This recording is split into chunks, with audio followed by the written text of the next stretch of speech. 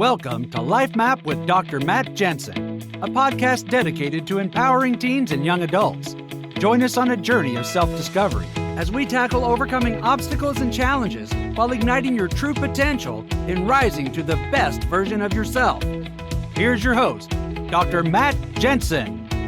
Hey, welcome back again, everybody. Great to have you along for the ride. One more time, I'm Dr. Matt Jensen, your host of Life Map with Dr. Matt Jensen. You know, I love hosting this podcast because I get to meet just some amazing individuals, as you would, I'm sure, agree if you've been following our podcast. And our guest today, second segment with him, is no less. In fact, I had to apologize to him because during our break, you may not know, but even though these segments air a week apart, I record them all at once. And during our break, we shared some stories, and I realized I was going to overtime because he is such a delightful individual with so much, and I'm not trying to embarrass him, but he's got such a great story, and to put it in the most cheesy way possible, I get the warm fuzzies around people that are doing and standing for good things. So I'm excited to bring you once again, Andrew Bridge, attorney at law, but a product of, that's probably a terrible way to say it, but he is indeed, he grew up 11 years in the LA foster care system. And if you didn't see our first segment, I would invite you to push pause and go watch the first segment, because we talked about his experiences, his growing up, the foster home, the institution he was in, and the challenges that he had. But what I love is how we ended, what fueled him, despite those challenges, to become and do what he's doing today. And that's what we're going to focus our episode on today. I'm going to give him a moment to kind of recap in case you didn't take me up on my offer to go watch that previous episode. I want him to really quickly recap what his childhood was like and what fueled him all the way, get this, to graduating from Harvard Law School, despite the challenges that he experienced. And then I'm really excited, as a pediatric dentist, as a pediatric and child healthcare provider, him and I have so much common cause at being advocate for children, for youth, and doing all we can for them. We're going to get into the things that he's doing, what he's championing, and how we can all at least just be more aware of how we can be part of a solution out there. It may not even be that you need to adopt or foster a child. There are ways that you can get involved and be part of the solution for the difficult circumstances that some of these young people find themselves in, and not from their own fault. And sometimes even Andrew's story is really not the fault of anybody in particular. Life just sometimes throws us into situations where we, like a maze, where it's up to us to find our way to the end. So Andrew, welcome back. It's great to have you with us once again. It's great to be here. Thank you. So Andrew, let's do this again. Go ahead and give our audience a quick recap. Going back, I think we said you were around 6, almost 7 years old. And when your wonderful mother, and I'm going to say she was wonderful because, you know, she didn't choose to have the challenges that she did. And what she told you, I think you should end with that story if you can. You want that she did what she could when she could. But take us through your childhood and what brought you to where you are at, Harvard Law, Wesleyan College. What brought you to this amazing place you're at today? Well, my mom was a single mom. She was married when she had me. My dad divorced her and, for all intents and purposes, abandoned her. I don't remember that man. And I often don't really call him my dad. I just don't have any memory of this man being my father. He left. My mom hadn't graduated from high school or college. No one in my family ever had. And so she had a little boy, and she enrolled in beauty school. That's what we used to call it back then, become a hair cutter. And that was our hope and our future. And we had a decent apartment. Everything was going well. And then my mom began to hear voices, and I was 6 years old. My mom developed schizophrenia, and our life just devolved. It just went down and down and down until finally we were living in a motel in North Hollywood, going out only at night and eating food from dumpsters. And one day, a sheriff's deputy rolled up alongside me and literally pulled me from my mom's arms on the street. I was placed in a big facility. It had been a derelict polio hospital that Los Angeles acquired for incoming foster kids, which unfortunately they mixed older teens with from the juvenile hall. Not a good mix. It made it a very violent place. Stayed there for a year, was then taken to a foster home. And what happened to me was the thing that shouldn't happen to a foster kid. I know this is from my work and also from the kids I remember, is I was never adopted. I never went back to my mom. I never got guardianship. I aged out, meaning I left foster care, no family, no one. The lucky thing, the fortunate thing, the blessing in my life was school. I had teachers who cared about me, teachers that I liked, teachers that, whether one of them looked like my mom and I hung out by her side when I was in 5th grade or in 12th grade, she had no idea that I grew up in foster care, but she was just a good teacher. She did her job. And just a shout out to teachers. And they gave me that confidence. They also gave me those moments when I did not feel like a foster child. I felt like every other kid. And excuse me. And it was from that I applied to colleges, didn't know what I was doing. No one was helping me, and applied to 3 back east.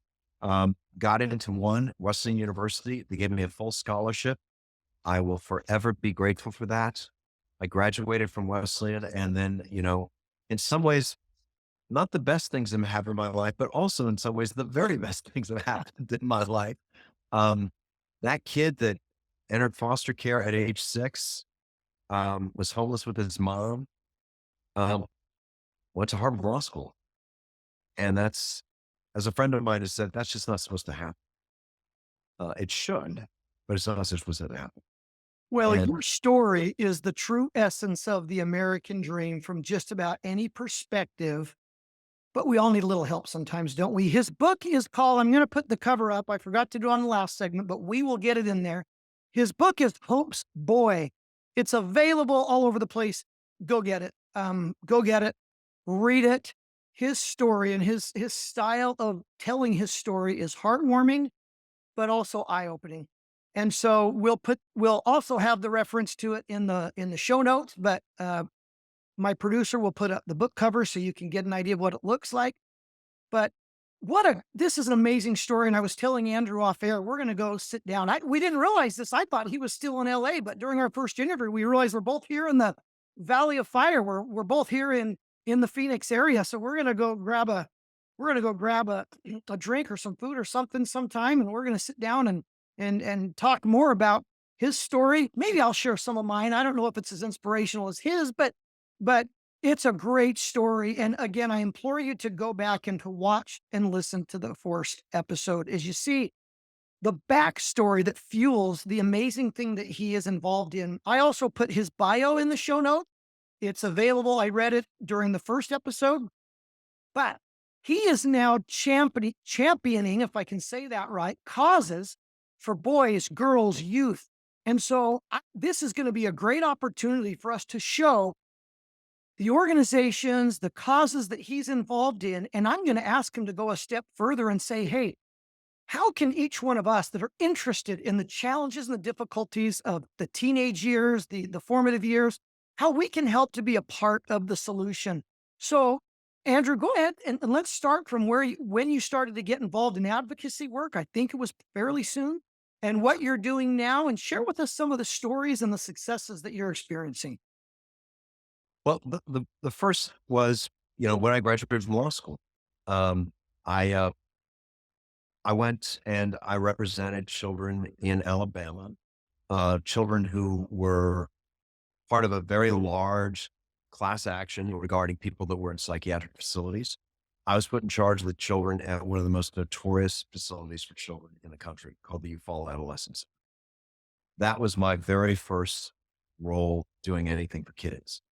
The thing of it is that I was a very young attorney. The most time that I had ever spent in a courtroom was during my own foster care hearings. I'd been in a courtroom. And so, I went down and I spent a lot of time there. I met these kids, I sat with them. And it was a brutal place. It was also very, very much like the place that I was first put in, that old polio hospital that I talked about. Very much like that, very much similar kids, wrapped in barbed wire, security guards, lockdown, that whole kind of place. And it's about a boy that I met. He was 13 years old, and he had been placed there. Um, and he and I stood up against the state of Alabama. He was the first kid that I ever put in a witness stand in federal court, in any court, put in a witness stand and examined. And that boy had the strength and the courage to tell the truth. And he talked about terrible things, and that facility was closed. And so I'm very proud of that. The book's name that I just wrote about it. And it's actually, you brought up Hope's Boy. This is Hope's Boy actually begins and ends with this story at this facility. It begins with me meeting a boy who's in a basement room where the facility is put him, and Hope's Boy ends with me going back to that facility to meet him. The book's called The Child Catcher. It was I will say, it was a bit long coming. I wrote it, and I will share something with your guests. I had a bit of a stumble while I was writing it. I got cancer.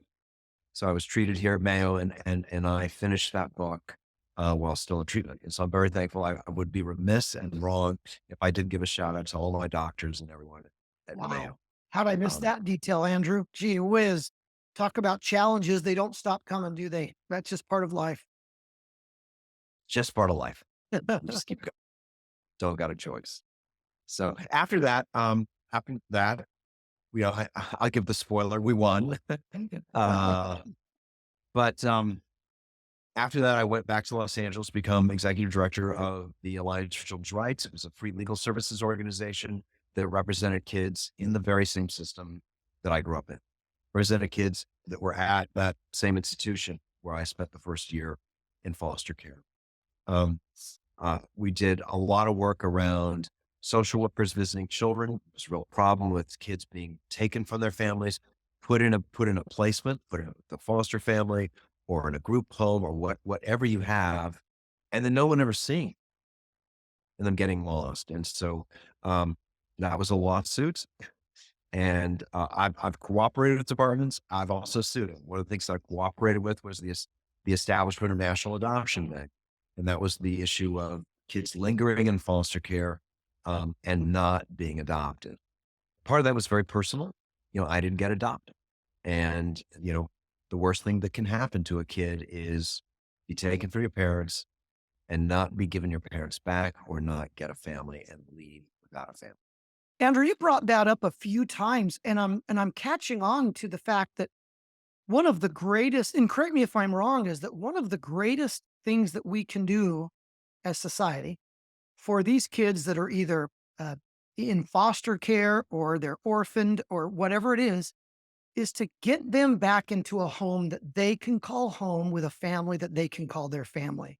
And that I think you're finding, I think what you're saying is that's probably one of the biggest, I don't know if we'd say indicators for future success, but probably one of the greatest things that we can do for these kids is to put them and I hope my casual language isn't sending the wrong message, but to put these kids either back with their family or in a home that they can consider their family. Why is that so crucial?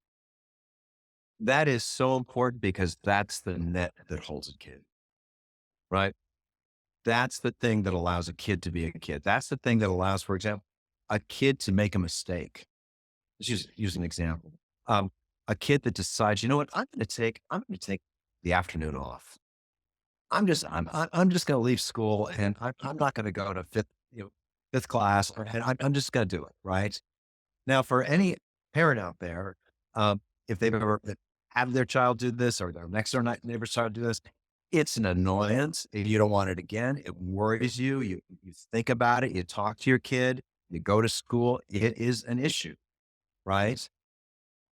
But that kid isn't going to lose their home. That kid, you're not going to give your kid away because that's what happens. Because you're giving them that net. You're holding. And when a kid doesn't have that net of a family, that very example, a kid can lose what's called a placement in foster care. They can be moved. because that is a problem at school. And so all of those things that a kid may do, those things that you need, I'll do something positive, something that foster kids just don't feel. I don't know if you remember this as a kid, but that first night you were left alone in the house. The first time your parents said, I'm going to trust you. You don't need a babysitter. We're just going to leave you alone. We're going out to the movies. We're going out, whatever we're going to do. We're going to have our time because we need it. And we're going to just leave you home. Foster kids don't feel that. Or that kid down the block that I'm guessing you still remember that, you were best buddies with, for all of middle school. It's not there. Or that driver's license or borrowing the family car. None of those things that we think of as being part of a normal childhood exist for kids in foster care. And that will keep going until they receive a family, and a family that is theirs, and they know that. And the only thing I'd add is, beyond those sort of physical kind of examples, that child feels that. You sit down with a kid and you talk to them, and that's what they're talking about. There's one kid put it right. I represented one of those boys in that place in Alabama, and I found it afterwards. I still keep up with that other boy that testified at trial, but I found this other boy that I represented, and he got in trouble. I went and I visited him in a state prison. It wasn't a serious issue, but he got to state prison. Serious enough. And I said, all those years, John, that was his name, and I can use his name because he let me. And I said, in all those years, what's the thing that you missed? And, he said, I had lawyers, I had social workers, and they cared about me. But the thing is, they just weren't family. They just weren't, and the phrase he used, I think we all know this, they weren't family. And that's what he never got. So, I've worked with departments. I've done a lot of work. Wow. So crucial. And it's so easy for each one of us. I grew up in a traditional family. I had a mom and dad growing up, and my dad worked hard. My mom, there were 7 kids. She made bread. She canned fruit. I grew up on a farm in a small town. I got dirty in the fields. I rode my bike. But I knew it was time to come home when I was down playing in the farmyard. I knew it was time to come home when I would look out toward the house and I would see the porch light start to go on and off. And that was my mom saying, it's dinner time. And even though I was flustered because I was building my next great fort, or I was having my next awesome adventure, even though I was flustered, I know I take for granted that feeling that I had when I walked into the kitchen and I smelled the wonderful dinner that she was making, and I was told to go wash my hands and then sit down to say prayer or grace over the food. And just that feeling I had coming into a home where I knew I was loved, even though I was 7, 8, 9 years old, and I didn't walk in and the idea didn't pop in my head. You're so lucky, Matt. You have a mom and a dad and brothers and sisters, a roof over your head and food on your plate. But I will forever remember. And now I begin, as we have this discussion, Andrew, just that feeling of, let's just call it security and safety. That is probably one of the most undervalued things we talk about that a kid needs to feel. It's exactly right. It's that security. It's that sense of, I know what's going to happen. When that light went on and off, you knew what to do. You knew it was time for dinner. When you went, you knew mom and dad say, I got to wash my hands before I sit down at the table. I remember that as a kid, right? You knew that you were going to say grace, right? Now, I don't know if you had to ask yourself to be excused from the table. I did, in my foster home, but you knew it was coming. And those things are so important because those are the things that kids can latch onto, kids can hold, and they say, this is what's predictable. This is what I know will always, always be there. And I need that. And that's what kids in foster care don't get if we don't give them a family. And I hope that all my, and I'm going to talk to my young listeners just for a second here. I'm always talking that I always say, and I always advocate for the fact that no two of us come from the same circumstances. my challenges are different than yours. And what's going on behind the curtain in somebody's mind, I may never be aware of. But there's one thing, there's not a lot of things that are guaranteed, but there's one thing that is guaranteed, and that's that every single one of us, regardless of whether you're Andrew Bridge struggling and getting through a foster system, or if you're somebody that's in a traditional home and you're experiencing abuse or other challenges, or you come from a nuclear stable family and you're just having every one of us have challenges we have to overcome. And it is just so crucial that we understand that we recognize that no two people are the same and that we treat each other and that we recognize those things that are important in each one of us. Just tacking on to that fact, to this day, I'm 50 years old and I remember an experience above many from my childhood coming from the family that I do, Andrew. I was invited to go to a friend's house to spend the night. That was a big thing back in, and I think it is still too, but we now know some of the dangers and problems that can arise from that. That's probably a discussion for another day, but nonetheless, I was raised 70s and 80s where I got to go spend the night, and my parents didn't allow us to watch certain types of movies, right? But this friend at 8 years old, his parents gave him free reign downstairs in the basement. He was an only child, to watch whenever he wanted. Now, two 8-year-old boys with a remote control with nobody else around. Yeah. And we watched, I'm going to tell you what movie we watched. Friday the 13th. Do you remember those movies? Those I 80s, remember.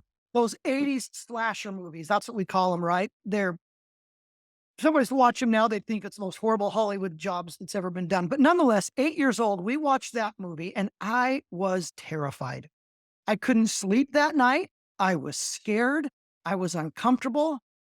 And the next morning, I distinctly remember, much to going into the house every night from playing to have dinner, I remember that overwhelming feeling of safety and love when I walked back into the safe confines of my own house. Now, my friend was a good kid. He was a nice kid, and his parents were nice. And I'm not trying to vilify anything because we all learn, especially as parents, what works, what doesn't work. But I remember that experience. And I didn't say it to my parents. I didn't make it a big deal, but I distinctly remember walking into the house and having that feeling of safety, security, and love. And I went about my day and I felt good again. The fear left. I slept better that night. So, Andrew, it is so important that every child, teenager, even listen, young adults are struggling with things, 18, 19, 20-year-olds. It is so important that everybody get a piece of that feeling I just described, right?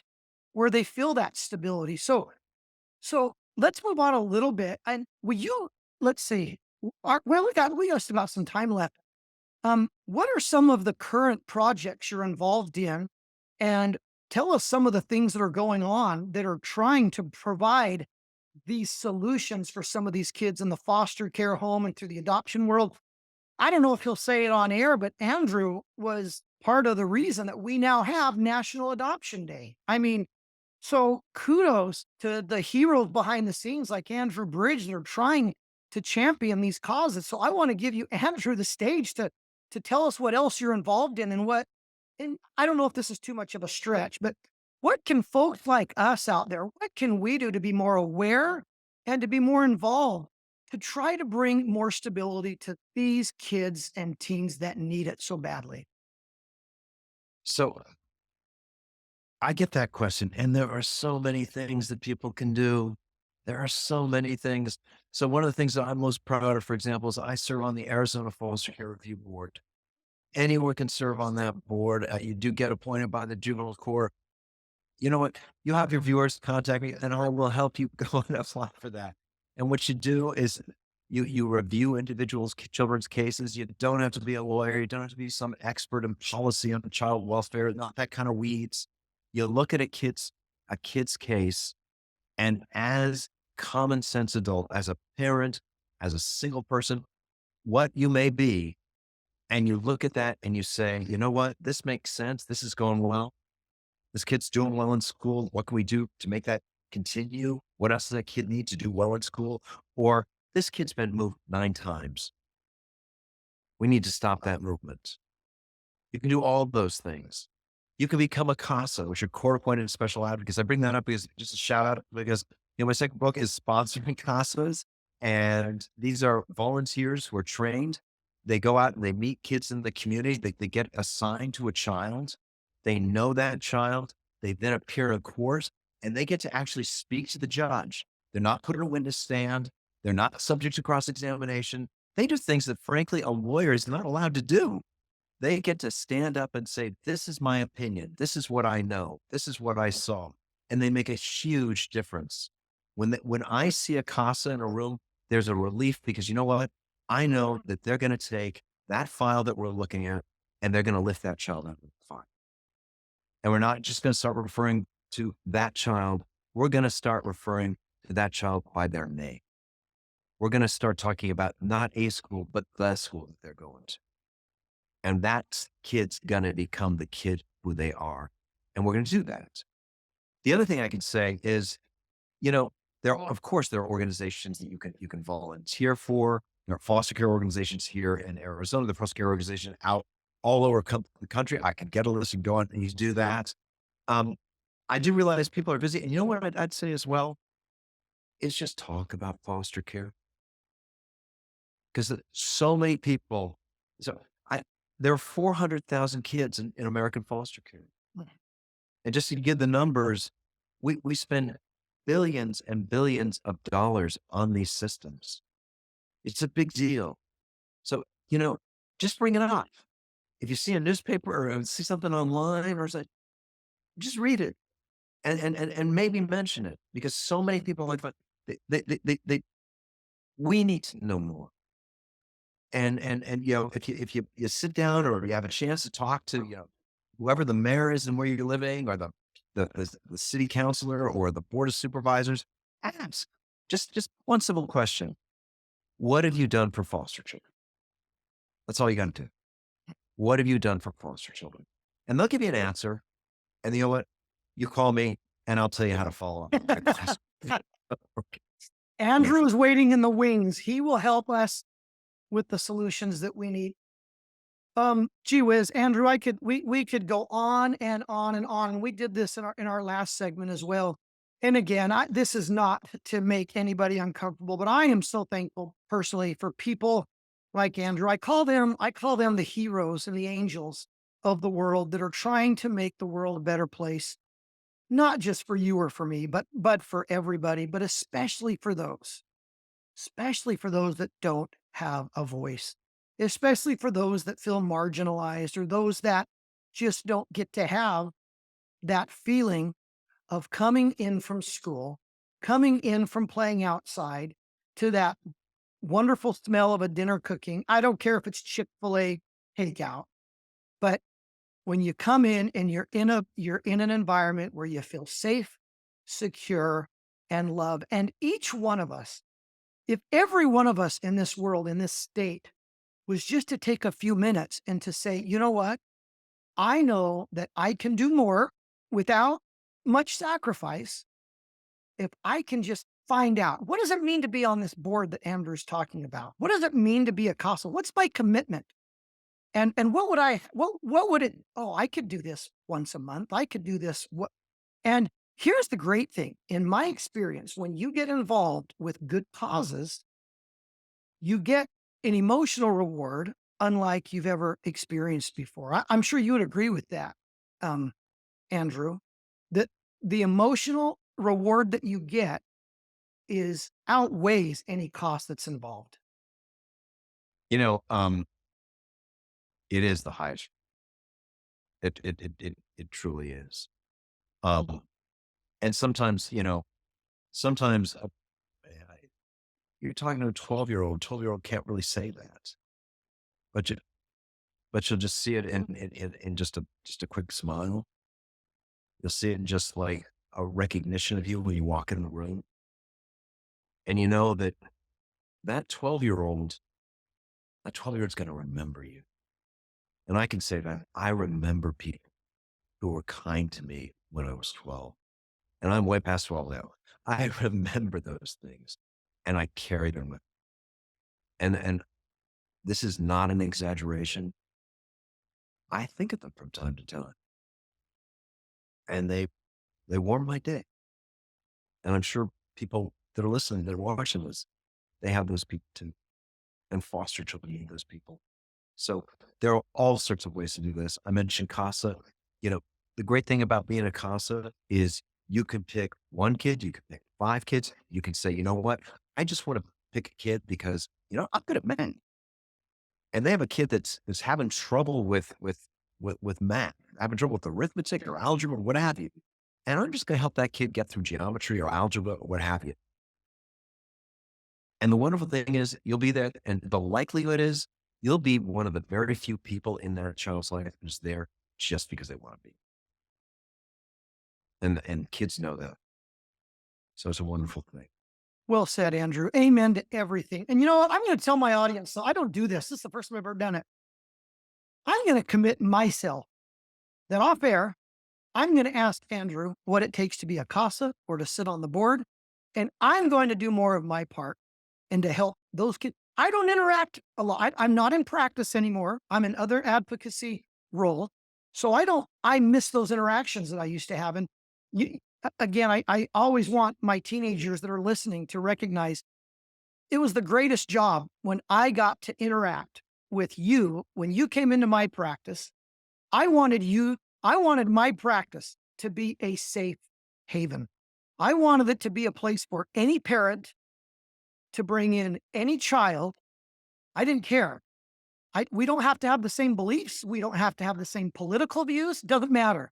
I wanted those families to know that you could have a safe place to bring your child. And as you as a teenager, when you came to see Dr. Matt, when you came to see Dr. Jensen, you knew he was going to fist bump you, joke with you, maybe even tease you. Because I did that too, in a good way. But I wanted you to feel like you had somebody that would listen and care. And I'm going to make that commitment today that I'm going to get involved in some of these organizations, even if it's just one, where I can be a voice and an advocate in an additional way that I am, and to help, because Andrew's story has been inspiring to me. Thanks for joining us today, everybody. I hope that you have found this discussion as inspiring and moving as I do. Again, check out, we're gonna post Andrew's contact information, or not. I'm sorry, we're not gonna do that. We're gonna post his channels. I don't want him to get inundated here, but we're gonna post his channels and on our show notes so that you do have a way to get involved, to contact him.